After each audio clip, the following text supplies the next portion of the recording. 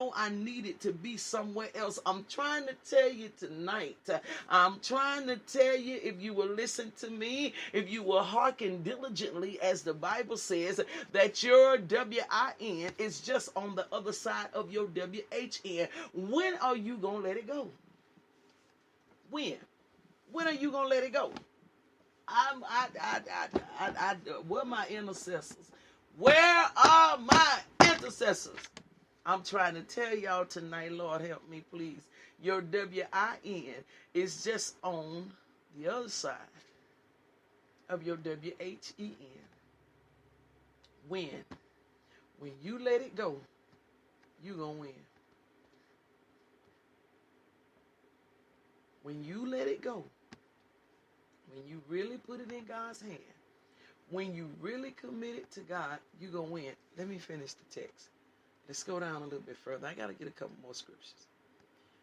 Verse 30 talks about how when Jesus spake, they believed on him. I'm in John chapter 8. John chapter 8. Verse 31 says, Then said Jesus to those Jews which believed on him. Check out what he finna tell them. He says, if you continue in my word, I told y'all, then you are my disciples indeed. Check this out now. Listen, check the setup. They were on the other side of when. When they did not know. They were confused. They didn't know. They were on this side of when. WHEN. But Jesus said, if you convert over, you're going to get the WIN. And when you convert over and you continue in it, then you're going to become my disciples indeed. I wish somebody. Can somebody, listen, give me some hearts if y'all heard what I just said. God help me. God, Lord have mercy. Ooh, boy, that one set on me heavy. Did you hear what I just said? Lord have mercy, God. Did you hear what I just said? You're sitting on the side of the pain. When, baby? You at the WHEN. God is asking you tonight, when you gonna let it go? But then Jesus said, you convert over and come into the WIN. So when you come over into the WIN, he tells them, he says, if you will continue in my word, then you're going to become my disciples indeed. Lord have mercy. So it's not just enough. Oh God. It's not just enough for me to go to the altar and say, Lord, I accept you as my Lord. Come into my life. Save me. Forgive me of my sins. It's not enough. Jesus says you've got to continue in my word. I'm in the book, y'all. I'm in John chapter 8. That's verse 31. He says, if you continue in my word, then you are my disciples indeed. So when he takes you from the win, WHEN, to the WIN, what causes us to continue to win and not fall back to the WHEN is if we continue in his word. So you cannot start it and then stop it. Oh, God. You got to continue on in his word. You got to continue on. You cannot start and stop. So you cannot just think that I went to the Lord and I asked him to save me, but then I didn't read my word anymore. I didn't go to service anymore. I did not connect anymore. I you know what I'm saying? I didn't interact with my preacher, you know, my pastor or anything anymore. No, sweetheart, no. You have to continue on. You continue on in my word. He says, then so you become my disciple. So what is a disciple? A disciple only means a disciplined one. That's what a disciple is. Someone that has discipline. Someone that knows how to stay the course. Someone that knows how to make wise decisions when they need to use wisdom. A disciple is someone that is going to be a copier. You know, they're going to, a mirror image is a disciple. He says, you're going to look like me, basically. physically, is what he was saying to them. If you continue in my word, then you're going to look like me. You're going to go throughout the earth looking like me. You're going to do the things that you see me do. As I do what the Father says, and you're going to do the things that I do. The things that you see me do and the things that you hear me say, you're going to carry those things out. There's the if, which means there is a decision. If you continue in my word, you cannot just come to the altar and think that it stops at the altar. No. It does not stop at the altar. That is the beginning place of your win, your W-I-N. But you've got to continue to walk in victory. You've got to continue, because if you don't, you're going to end up back at W-H-E-N, back in a situation as to where now you're caught up again, back in a mess again. Next scripture. I need to get through 32. Verse 32 says, and you shall know the truth. Check it out. And you shall know the truth, and the truth shall make. It does not say set. So let me clear that up for those of you that say it wrong. Those of you that has heard it wrong. It does not say set. It says the truth shall make you free. Shall make. Anytime you make something, you are literally taking ingredients and you're making something out of what's there.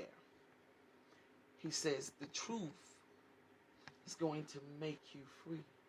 So when all the components of the truth is put on the inside of you, then freedom comes. When you house the components of the truth, then freedom comes. Life consists of 5 areas. All of our lives consist of 5 areas. There's spiritual, there's physical, there's emotional, there's financial, and there's mental. 5 areas. All of our life consists of mental, your mind, your financial, finances. Think about it. You got to have some money. There is the physical. That's the physical body to which we live in. There is spiritual. That is the God conscience. There is emotions. That is our feelings. All of our lives consist of those 5 areas. Jesus is saying here, when he talks in context, he says this here, and you shall know the truth in all of these areas. And then that's when your freedom is going to come. I want you to think about it so you can understand it. If any area is not free, if there's not a truth in any of those areas, you do not feel completely free. You could have all the money in the world. Let's use celebrities. They be having a whole lot of money, but they be emotionally in bondage and they end up killing themselves. So it is vitally important to be free in all areas. And he says what brings freedom is the truth. And you shall know, he says, you shall know the truth. But I need to help y'all understand, how do you know something?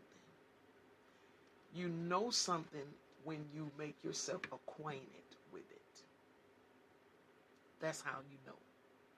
So he says, you shall know the truth, which means that you have to first get the truth. So you've got to first connect to the truth. And when you connect to the truth, you will know the truth. And once you know the truth begins to pour into all those areas of your life, and then it makes you free. See, some of you are connected to lies, and that's why you don't have complete freedom. You know for a fact they're lying. You know they're lying. You know they are. You know they are. So there's no freedom there. You know it. You can't be free with someone that you know is lying to you. Because in the back of your mind, you're saying you're a lie. And I know you're lying. So it's hard to be free with them because you know they're lying. He says, you shall know the truth. and the truth shall make you free. Now check this out. That's one of the signs of when you are with the right leader or the right person, even in a relationship. They should be able to give you the truth that makes you free. If any of it is connected to a lie, then there is no truth. And where there is no truth, there is no freedom. No freedom. There is bondage where there is no truth. So for all of you that are living with dark secrets on the inside of you, I just expose you. You have no truth.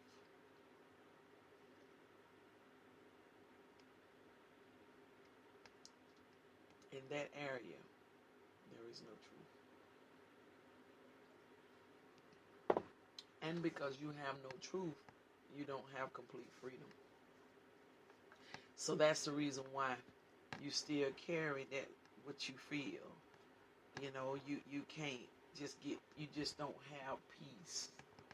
You don't have a sincere peace. Because see, you still got that part of you that doesn't possess truth. And because it doesn't have truth, you don't have freedom. Free your mind, and the rest will follow. That's what the song says. I told y'all tonight, the Lord wanted me to ask you the question,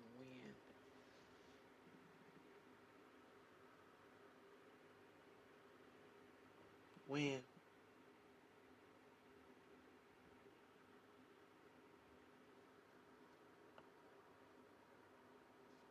When?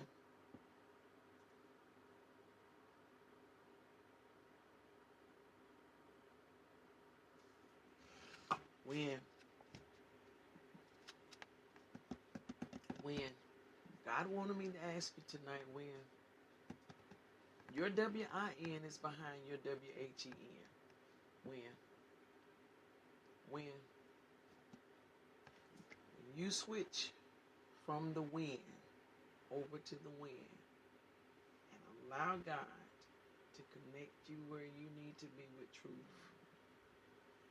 freedom will find its way. I don't care how often you hit the church doors or what have you, I'm sorry to have to tell you.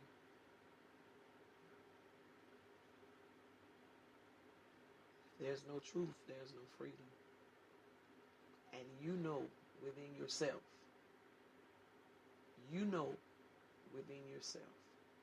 whether you're free or not.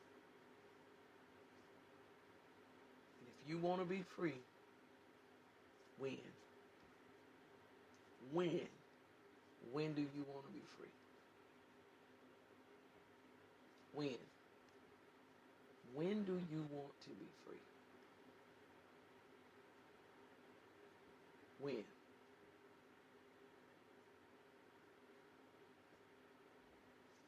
When?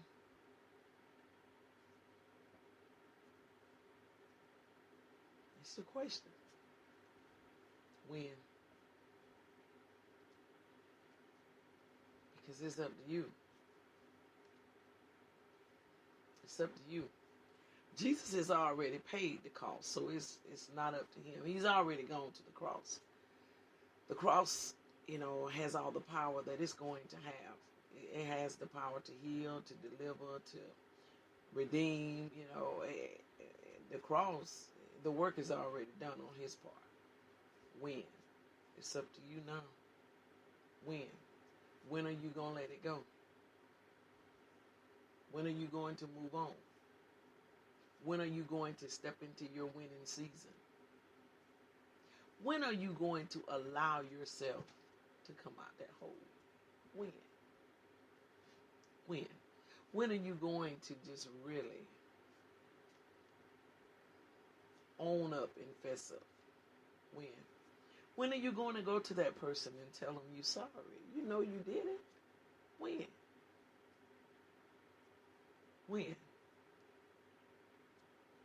When are you going to obey the last thing the Lord said to you? When are you going to really take your walk with God serious and quit shucking and jiving with it? When? When? Because it's on you. The decision is on you. It's not on